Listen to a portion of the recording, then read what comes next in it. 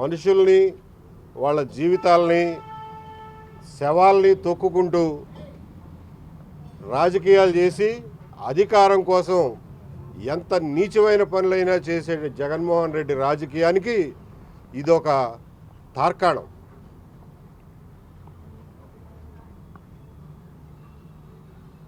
లేనిపోయిన దాన్ని కల్పించి ఎన్నికల సమయంలో ఏదో ఒక డ్రామా చేసి ఎట్లయినా సరే ప్రజల్ని మభ్యపెట్టాలని చూడటానికి చేసిన ప్రయత్నమే ఈ గులకరాయి కేసు. ఇందులో బాధితులు ఎవరు, వాళ్ళ జీవితం ఏంటి, వాళ్ళు ఏమైపోతారు అనే స్పృహ కానీ పట్టింపు కానీ జగన్మోహన్ రెడ్డికి, ఆయన పార్టీకి, ఆయన పార్టీ నాయకులకి ఎవరికీ ఉండదు. ఇక్కడ ఒక ఒడ్డెర యువకుడిని, వాళ్ళ కుటుంబాన్ని, ఇక్కడ వేలాది మందిగా ఉన్నటువంటి ఒడ్డెర సమాజాన్ని జీవితాల్ని అతలాకుతలం చేసినటువంటి సంఘటన ఇది. గజమాల వేసినప్పుడు తగిలిన దెబ్బో ఎట్లా తగిలిందో తెలియదు, కానీ కొద్దిగా చీరుకుపోయి రక్తం వచ్చిన సంఘటనని నిమిషాల్లోనే ఎవరో రాయేసి కొట్టారు, హత్యా ప్రయత్నం చేశారు అనే నాటకంగా దాన్ని అప్పటికప్పుడు మార్చిపాడేసి ఎవడ దొరుకుతాడా బలిపశువు అని చెప్పి 2-3 రోజులు వెతికి అందరికంటే బలహీనంగా కనపడినటువంటి ఈ సతీష్ని ఒక ముద్దాయిగా చిత్రీకరించి ఏమాత్రం సాక్ష్యాధారాలు లేకుండా, ఏమాత్రం సాక్ష్యం లేకుండా అతన్ని తీసుకెళ్లి అరెస్ట్ చేసి 45 రోజుల పాటు జైల్లో పెట్టారు. కోడికత్తి శ్రీని 5 సంవత్సరాలు జైల్లో పెడితే సతీష్ని 45 రోజుల పాటు జైల్లో పెట్టారు. ఆ రోజున ఎలక్షన్ల హీట్లో, రాజకీయ వేడిలో ఎవ్వరూ ముందుకొచ్చి సాయం చేయడానికి కూడా భయపడిన రోజులవి ఒకసారి గుర్తు తెచ్చుకోవాల్సిందిగా కోరుతున్నా. ఆ రోజుల్లో సలీం గారు ఈ కుటుంబానికి అండగా వచ్చి ₹1 కూడా ఫీజు తీసుకోకుండా ఇప్పటివరకు ఆ కుటుంబానికి అండగా నిలబడ్డారు. ఈ కుర్రాడిని 45 రోజులకైనా బయటికి తీసుకురావడానికి ప్రయత్నం చేసి సఫలమయ్యారు. గవర్నమెంట్ మారిన తర్వాత ఇప్పటికి సంవత్సరం అయిన తర్వాత కూడా ఈ కుర్రాడి మీద పెట్టినటువంటి తప్పుడు కేసుని, పచ్చి తప్పుడు కేసుని ఇవాళ వరకు విత్డ్రా చేయలేదు, ఆ కేసుని క్లోజ్ చేయలేదు. ఆ కుర్రాడు ఇవాళకి వారం పోలీస్ స్టేషన్కి వెళ్ళి సంతకం పెట్టడమే కాకుండా అక్కడ చిన్న చితక పనులు కూడా చేయించుకుంటున్నారంటే ఈ దుర్మార్గం ఎప్పటికి ఆగుతుంది అని చెప్పి ప్రశ్నిస్తున్నారు. ఇప్పటికే వాళ్ళు తిరగని చోటు లేదు, పెట్టని అర్జీ లేదు. ఇవాళ వరకు ఆ కేసులో ఎటువంటి పురోగతి లేదు. ఆ కేసుని విత్డ్రా చేయడంలో ఎటువంటి చర్యలు తీసుకోవటం లేదు. సతీష్ని అట్లాగే పెద్ద దుర్గారావుని అరెస్ట్ చేసి ఏ రకమైనటువంటి 3rd డిగ్రీ ఉపయోగించారో వింటే గుండె చెరువైపోతుంది.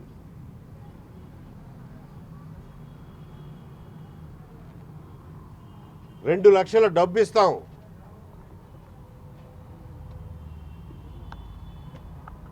నీ మీద కేసు లేకుండా చేస్తాం, నువ్వు ఒప్పుకోకపోతే మీ అమ్మా నాన్నని కాల్ చేస్తాం అని చెప్పి బెదిరించారు ఈ కుర్రాడిని. వాళ్ళు కొట్టిన దెబ్బలకి ఇవాళ కూడా అన్నం కలుపుకుని తినలేని పరిస్థితిలో ఉన్నాడు ఈ కుర్రాడు. చూడండి ఎట్టున్నాడు. 19 ఏళ్ల కుర్రాడు ఉండాల్సిన శరీరం అనేది. అట్లాగే పెద్ద దుర్గారావుని 5 రోజుల పాటు కంటిన్యూస్గా 3rd డిగ్రీ ఉపయోగించి చెప్పుకోవడానికి వీలు లేనంత దుర్మార్గంగా ప్రవర్తించి ఇక్కడ మైలవరం పోలీస్ స్టేషన్లోనూ 3rd డిగ్రీ ఉపయోగించారు. చివరికి సెర్చ్ వారెంట్లు వేసి హెబియస్ కార్పస్ వేస్తారనే భయంతో పెద్ద దుర్గారావుని వదిలేశారు తప్ప దయదలిచి కాదు. ఇంత దుర్మార్గం చేసిన పోలీసుల మీద ఇవాళకి కూడా యాక్షన్ తీసుకోకపోతే సమాజానికి ఏమి సందేశం పంపిస్తున్నారో నేను అడుగుతున్నా.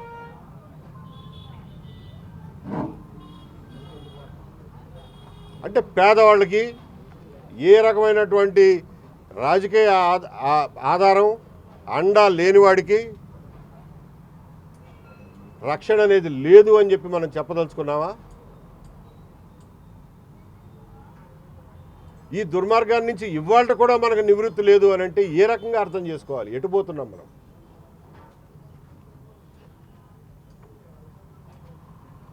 పనులు మానుకుని ఈ కేసుల చుట్టూ తిరిగి 50 చొప్పున లక్ష రూపాయలు డిపాజిట్ కట్టి చలాన్లు కట్టి ఆ పిల్లవాడిని రిలీజ్ చేసుకోవడానికి పెట్టిన డబ్బులతో పాటుగా 5-6 లక్షల రూపాయలు ఆ కుటుంబం ఖర్చు పెట్టాల్సి వచ్చింది. ఎక్కడి నుంచి మళ్ళీ పూర్తి చేసుకుంటారు? వాళ్ళు చేసిన తప్పేంటి అసలు?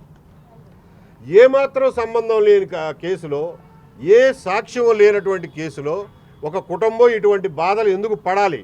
దీనికి బాధ్యత ఎవరు వహించరా? రాజ్యం బాధ్యత వహిస్తుందా లేదా? పోలీస్ డిపార్ట్మెంట్ బాధ్యత వహిస్తుందా లేదా? రాజకీయ పార్టీలు బాధ్యత వహిస్తాయా లేవా? ఎవరు బాధ్యత వహించాలి? ఇది మన అందరం ఆలోచించాల్సినటువంటి విషయం. జగన్మోహన్ రెడ్డి గారి పరిపాలనలో పోలీసుల అకృత్యాలకి పరాకాష్ఠ ఈ కేసు. దాన్ని సరిదిద్దాల్సినటువంటి అవసరం ఈ రోజునున్న పరిపాలనా యంత్రాంగం మీద ఉంది. ఖచ్చితంగా ఇది జరిగే వరకు ఆందోళన చేసి తీరుతాం. ఈ పిల్లలకి సరైన న్యాయం జరిగే వరకు కూడా ఈ కేసును వదిలిపెట్టనని చెప్పి తెలియజేస్తున్నాం.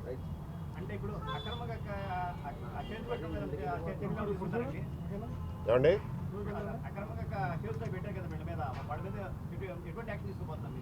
నేను యాక్షన్ తీసుకోవాల్సింది కమిషనర్ ఆఫ్ పోలీస్, తీసుకోవాల్సింది పోలీస్ డీజీపీ, తీసుకోవాల్సింది రాష్ట్ర ప్రభుత్వం. ఖచ్చితంగా వాళ్ళ మీద యాక్షన్ తీసుకోవాల్సిందే. ఈ కేసులో జరిగినటువంటి దుర్మార్గం, పోలీసు దౌష్ట్యం మొత్తం రికార్డు మీదకి రావాలి. ఎవరు చెప్తే చేశారో, ఎవరు డైరెక్షన్లో చేశారో అదంతా కూడా ప్రజల ముందు ఉంచాల్సినటువంటి బాధ్యత ఈ గవర్నమెంట్ మీద ఉంది. గత 5 ఏళ్లలో సామాన్యులే ఇబ్బంది పడ్డారని మీరు చెప్తున్నారు. మీరు కూడా ఇబ్బంది పడే పరిస్థితి కూడా ఉంది కదా, దీనికి ఏం చెప్తారు? నేను ఇబ్బంది పడితే ఇబ్బంది పడగలిగిన కెపాసిటీ నాకు ఉంది, దాన్ని ఎదుర్కోగలిగిన కెపాసిటీ నాకు ఉంది. వీళ్ళకి ఏం కెపాసిటీ ఉంది చెప్పండి? మీరు ఇప్పుడు ఏం చేయబోతున్నారు? ఇప్పుడు వీళ్ళతోటి వినతిపత్రం రాయించాను.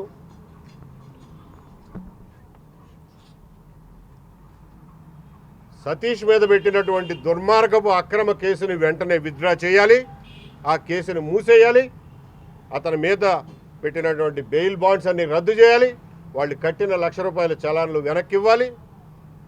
అంతేకాకుండా మానసికంగా శారీరకంగా పెట్టిన క్షోభకి ఖచ్చితంగా స్టేట్ గవర్నమెంట్ నష్టపరిహారం చెల్లించాల్సిందే. ఆ నష్టపరిహారం మీరు పోలీస్ ఆఫీసర్ల దగ్గర వసూలు చేస్తారో, లేకపోతే వాళ్ళతో ఆ పని చేయించినటువంటి రాజకీయ దుర్మార్గుల దగ్గర వసూలు చేస్తారో మీ ఇష్టం. సతీష్ని వేధించిన వాళ్ళు ఏ స్థాయి అధికారులు ఉన్నారు? ఇన్స్పెక్టర్లు ఉన్నారు, ఎస్ఐలు ఉన్నారు, కానిస్టేబుల్ ఉన్నారు. వాళ్ళకి ఎవరు చెప్పి చేయించారో మాకు తెలియదు. మీరు విచారణ చేసి తెలుసుకోండి ఎవరు చెప్పి చేయించారో. ఆ రోజున కమిషనర్ చెప్పాడో, డీజీపీ చెప్పాడో, లేకపోతే రాజకీయ నాయకులు చెప్పారో, జగన్మోహన్ రెడ్డి గారు చెప్పాడో మాకేం తెలుసు? మీరు విచారించుకోండి. అంతేకాకుండా ఈ కుటుంబానికి జరిగిన నష్టానికి నష్టపరిహారం ఇవ్వాలని కూడా డిమాండ్ చేస్తూ ఈ రోజున సిపి గారిని కలుస్తాం. అది జరిగేంత వరకు కూడా ఈ కేసును వదిలిపెట్టమని చెప్పి తెలియజేస్తున్నా. ఈ కేసులో మొత్తం కేసు వివరాలన్నీ కోర్టులో ఉన్న కాగితాల ఆధారంగా మొత్తం పరిశీలించాం. వాళ్ళు ఇప్పించడానికి ప్రయత్నం చేసినటువంటి దొంగ 164 స్టేట్మెంట్స్ కూడా పరిశీలించాం. వాళ్ళు ఇప్పించినటువంటి దొంగ 164 స్టేట్మెంట్లు కూడా పరిశీలించాం.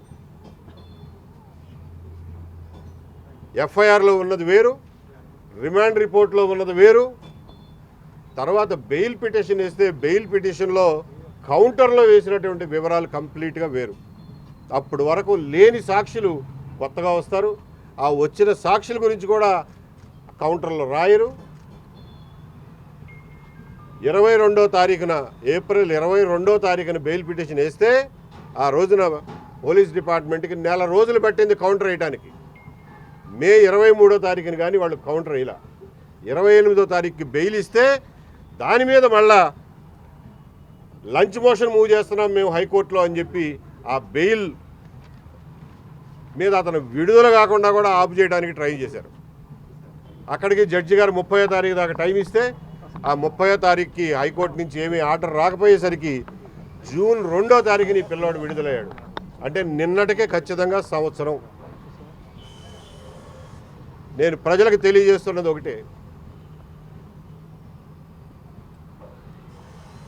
నీతి నిజాయితీలు ఎక్కడుంటాయో అని చెప్పి మీరు ఒక మనిషిని చూడదలిస్తే ఇక్కడ ఉన్నాడు చూడండి, ఇక్కడ ఉన్నాడు చూడండి. దీన్ని నిజాయితీ అంటారు.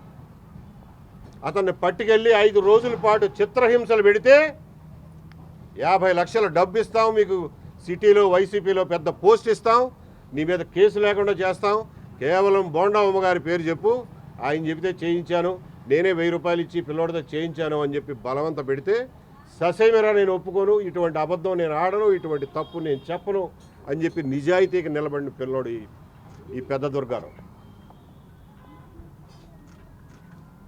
2 లక్షల డబ్బు ఇస్తాం, నీ మీద కేసు లేకుండా చేస్తాం, లేకపోతే మీ అమ్మా నాన్న ఇస్తాం అన్నా సరే నీతికి నిలబడినోడు వీడు ఒంటూపురోడు సతీష్. నిజాయితీ అంటే ఇట్లా ఉంటుంది చూడండి. సినిమా హీరోల్లో కాదు, సినిమా క్యారెక్టర్లో కాదు నిజాయితీ ఉండేది. నిజాయితీ ఉన్న నిజమైన మనుషులు వీళ్ళు. వీళ్ళకి న్యాయం చేయలేకపోతే సమాజంగా మనందరం ఫెయిల్ అయినట్టే. కాబట్టి దీన్ని వదిలిపెట్టే సమస్య లేదు. వీళ్ళకి పరిపూర్ణమైన న్యాయం జరిగేదాకా, వీళ్ళకి సమాజంలో వీళ్ళ పట్ల మిగిలిన వాళ్ళు చూపించిన చిన్న చూపుని రూపం మాపేదాకా, వీళ్ళ అమాయకత్వాన్ని నిర్దోషిత్వాన్ని నిరూపించేదాకా ఈ ఆందోళనని, ఈ పోరాటాన్ని, ఈ ప్రయత్నాన్ని కొనసాగిస్తామని చెప్పి తెలియజేస్తున్నారు. ఎందుకంటే ఇవాళ వాళ్ళ కుటుంబ పరువు మర్యాదల సమస్య వాళ్ళ కమ్యూనిటీలో. కాబట్టి ఇప్పుడు సంబంధిత బాధ్యతలను తీసుకుని కమిషనర్ గారిని కలిసి ఆయనకి వినతి పత్రం ఇచ్చి నిర్దిష్టమైన హామీ పొందే వరకు వదిలిపెట్టమని చెప్పి తెలియజేస్తున్నారు.